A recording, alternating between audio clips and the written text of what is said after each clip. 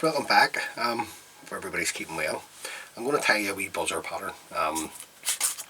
Said on one of the last videos I would tie this for you. This is the wee fly here. Right, this has worked well. I tied this maybe 3 years ago, something like that. And I tied it for a guy in Enniskillen who fishes Loch Erne in the Corb, and it's worked well for him there during some of the buzzer hatches. Now, you can tie these, the hook and the vise is a Camazon B175 in size 10. You can tie them down to a size 14, even a 16, probably just depending on the hatches that happen in your water that you fish. If you're tying it on a heavy wire hook, just bear in mind if you're new to fly tying or fly fishing, this will fish deeper in the layers of the loch for you. If you want to fish higher, use a light or medium wire hook. And obviously that sort of way depends on the density of lines you're working. Anyway, that's just my view. The thread we're going to use is the Ultra Thread in 70 in black by UTC. So we're just going to come in a couple of mil behind the eye of the hook, and then just work our thread back, just trying to keep a close touch and turns, just breaking away the waste piece of thread. Now, I don't want to take my thread back to the barb the way I would usually do. Just in between the point and the barb here will be grand. Now the body, we're going to rib it, and this is the golden olive hand strip peacock quill, already dyed. Or if you've got peacock eye, you can always dye it yourself, but you're looking at golden olive or a natural would work as well. Now, just got one here on the desk, so just going to catch this in as tight as it dare go at the back, and then just work my thread forward, just in close touch and turns. I want to keep the body slim. Right, just work it up sort of way a thorax length, where you want your thorax to begin, and then we're just going to come around with open turns of the quill. Now, this isn't the most robust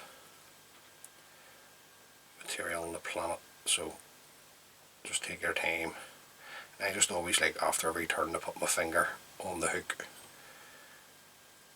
Just follow this around with my thread, and then just simply work my thread forward, or you work your thread forward, sorry, until the eye, and then you can break that away. Now, just going to work my thread back down to where we'll cut the quill in, and then back up again. This will just help to build the thorax up. Then I'll just roll in a half hitch just to save my work at that point. Now the wing buds, or to give impression of wing buds, this is just lime green excuse me, stretch floss. Now, just going to offer this, just offer it around your thread like that. Okay, now to get it underneath the shank, I know most people will be trying to do this. Just keep a hold of your stretch floss, right? Bring it down and bring your thread up, and that will catch it in underneath the shank for you. Right, the more you do that, the better you'll become at it, and the more you tie these. So just get everything to lay back here for us, because we're going to work the thread back up. The thorax just to there, we're going to come in again and just roll in another half hitch. Now the thorax cover, or the flashback as some people like to call it, this is just going to be a large holographic olive tinsel. Now you can go later on this as well and use a chartreuse holographic. That's up to you. You tie it for the lochs that you fish. Now, just going to catch my tinsel in on top, just have a check just to make sure you're on top. Not that it matters to the fish, but it might matter to you. Now, just work my thread back, just have a wee check again. I'm happy enough of that, and then just work our thread forward. Now, I'm happy with the thorax here.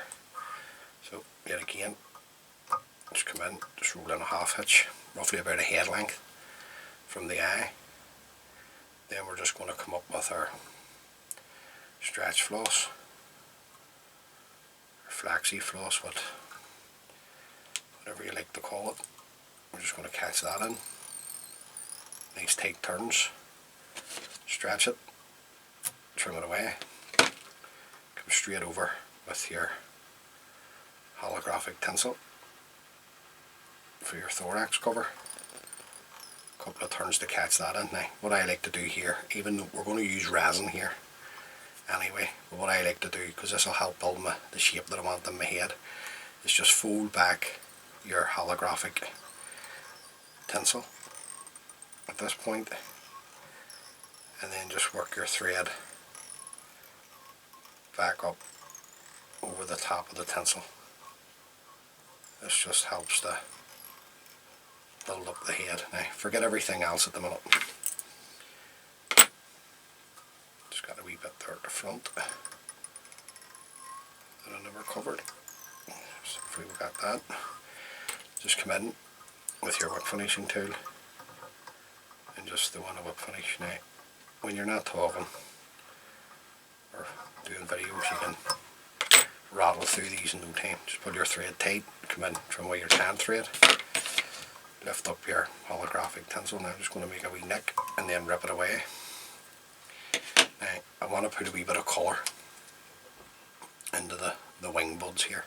So what I do is just come halfway down sort of into the stretch floss, and this is just a dark green Sharpie. Just colour that in a bit. Now you can get them anywhere. You can get them in the pound shop or Poundland or B&M or Hobbycraft store, your markers. Then we're just going to come in. This is the UV clear resin from Blob and Buzzer. I'll just come in here. Now this is a heavy resin.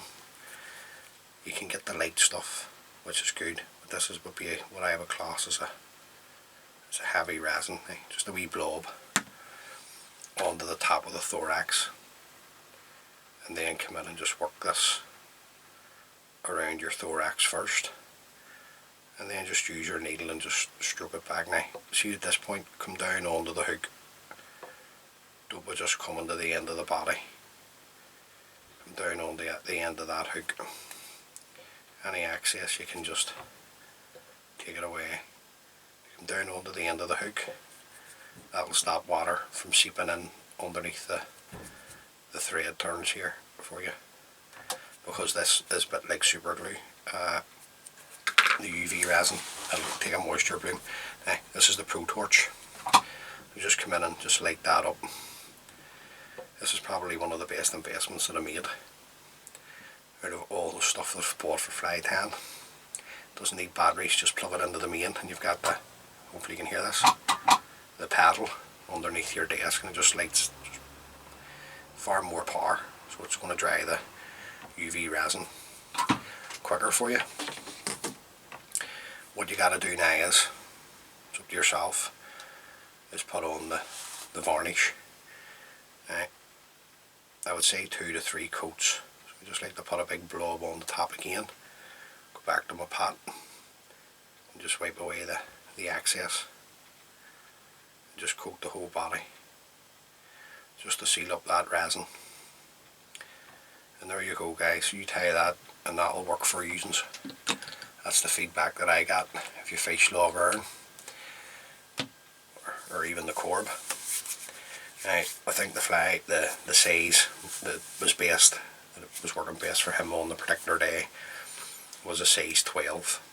But 10s, 12s, 14s, like I say. So hopefully you enjoyed that and he's got something from the wee video.